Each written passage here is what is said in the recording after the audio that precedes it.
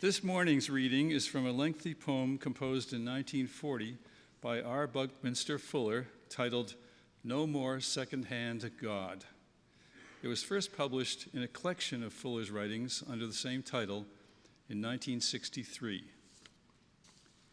Here is God's purpose. For God, to me, it seems, is a verb, not a noun, proper or improper. Is the articulation, not the art, objective or subjective. Is loving, not the abstraction love, commanded or entreated. Is knowledge dynamic, not legislative code, not proclamation law, not academic dogma, nor ecclesiastic canon. Yes, God is a verb, the most active, connoting the vast harmonic reordering of the universe from unleashed chaos of energy. And there is born, unheralded, a great natural peace, not out of exclusive pseudo-static security, but out of including, refining, dynamic balancing. And before I read the last two lines, I want to just point out a bit of wordplay you'll hear. When you hear the word not, this time, it's N-A-U-G-H-T, the noun. Not is lost. Only the false and non-existent are dispelled.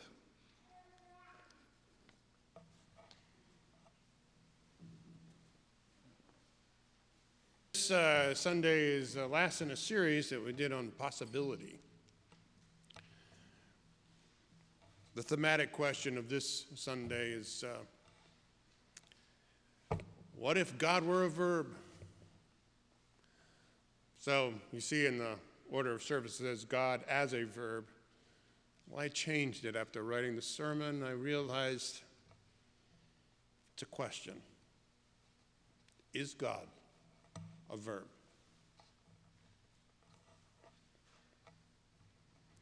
Now, if God cannot exist without being a noun for you or a statement, that's fine.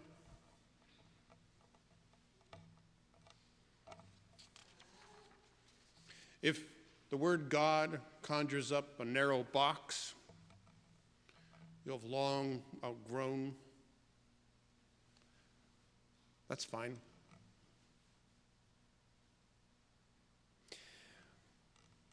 By God, I don't mean that. By God, I mean a kind of loving, creative, sustaining, awe-inspiring force beyond description and language. I mean the Ehyeh, Asher, Ayeh, the unpronounceable, unknowable, YHWH revealed to Moses and the burning bush, Exodus story as I become what is becoming, I will become what you will be when you get there. It is the God described by Paul Tillich as the ground of being, but ground is not a noun either in this context, but a continuum or a field of potentiality. None of this does it for you, that's okay. In our kind of polity, I never speak for the congregation. I speak to the congregation. And I'm entitled to my own opinions. Just bear with me a little.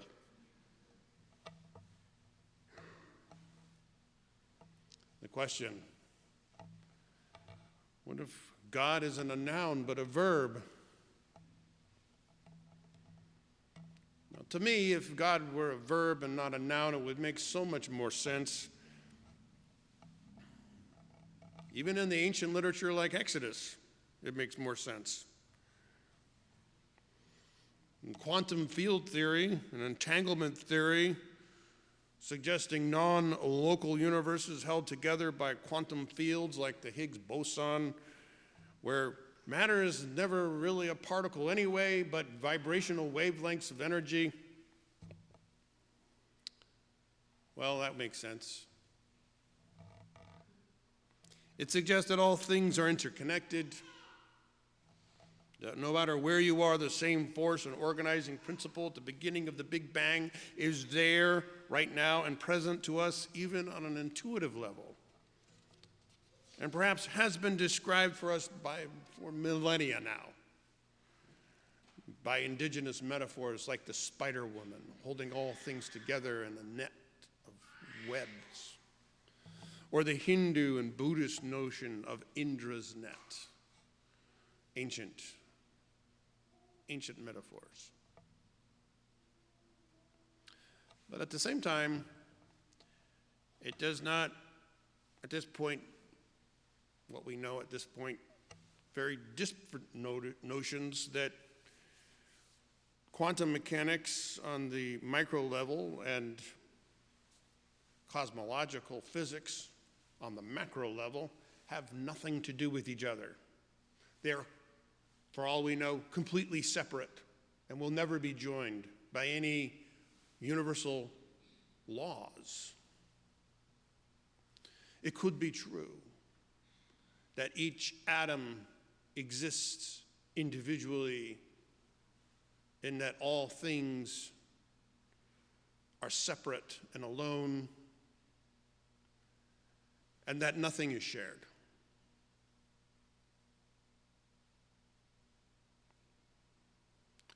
Let's be clear that this notion of God is a verb. It's not a statement of fact, it is a question.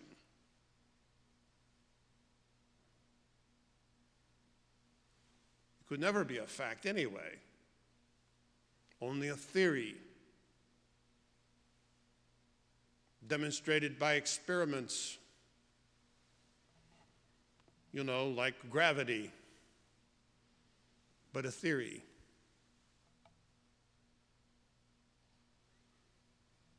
But still, here I am, aware of this challenge, but asking with that certain urgency, is God a verb?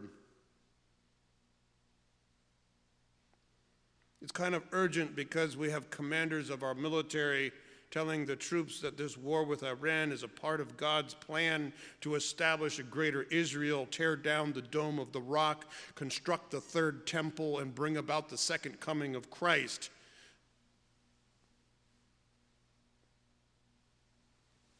And this is the kind of rhetoric that a cynical leader like Netanyahu is only more happy to embrace.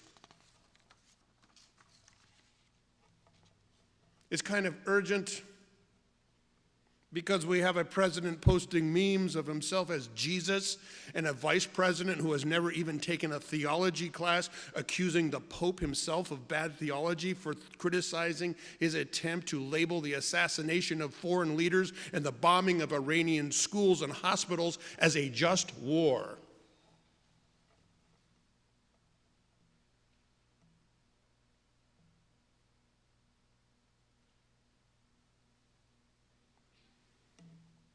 It's kind of urgent because this notion that God is a noun, an entity, a something that exists as a point in space, something only able to be controlled by a certain high priest or king, is an old ruse.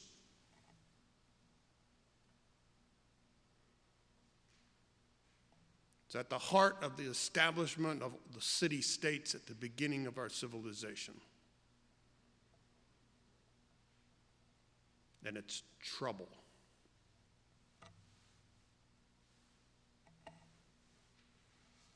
But God, the verb guiding itself through creation, a generative force,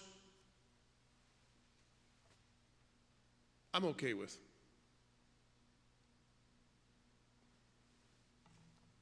For it would only be clear in creative acts of kindness and love and exploration and invention and art and music and stewardship. This verb could never be a reason for murdering species, killing innocents, and enriching a few people at the impoverishment of millions. The noun God, controlled by the powerful few, let that be, as the inventor and polymath universalist R. Buckminster Fuller, Jr., who was, by the way, the direct descendant of transcendentalist editor Margaret Fuller, let that be the false and non-existent expelled.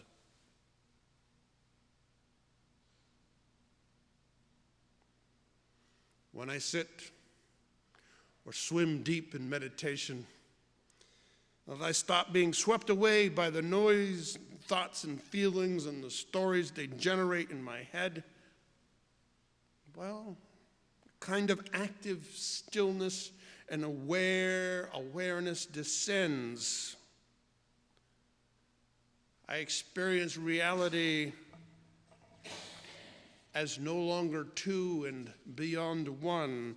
This verb God is moving through each now. It could be an illusion, of course. My experience in meditation is subjective.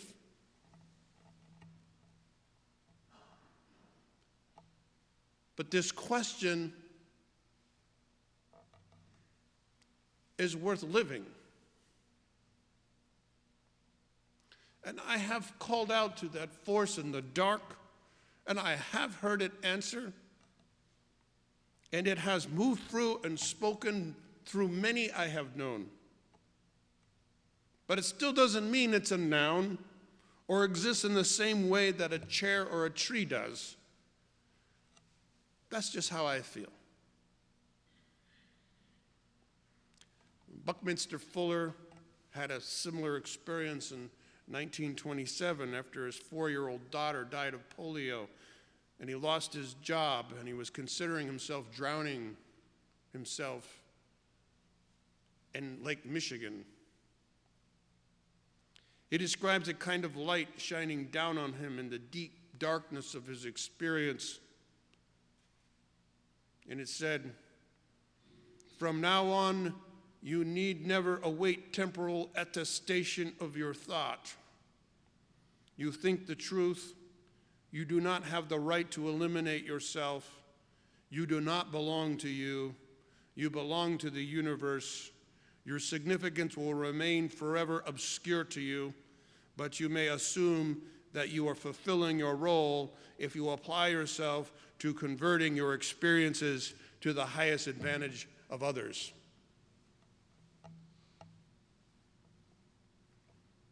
And after this experience, he lived less as a person trying to create a career and more as an intellectual vagabond. He joined the Black Mountain community and started acting, John Cage, doing the music and musicals. This gave him the confidence to become a public speaker. He started experimenting with geodesic domes. His idea took off. He began building these domes as biospheres and all over the world. He built one for his family. He was commissioned to design cars. He made the three-wheeled cars, the one with the one wheel in the back and the two wheels in the front. He started writing and speaking in all kinds of subjects. He came to the Unitarian Church of Ashburnham, Massachusetts, where friends of my parents listened to Buckminster Fuller speak, and they built their own geodesic dome, and they lived there without electricity, and that inspired my parents to build their own house and live without electricity. That's the way this all works.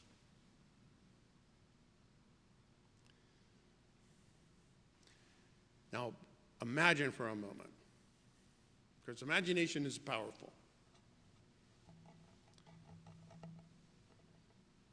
That if you did have a notion of God, that it wasn't a noun, but it was a verb. As the Sufi poem at the beginning of the service suggested, It was breathing the world. Imagine living with the notion that you did not belong to you, but to the universe. Imagine continually converting your experience to the highest advantage to others.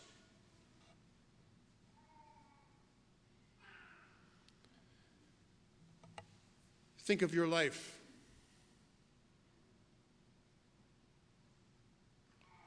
Would that not be a life of love, freedom, adventure, joy?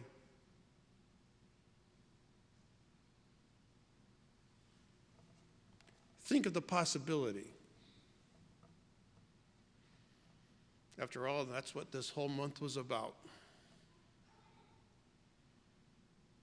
Blessed be.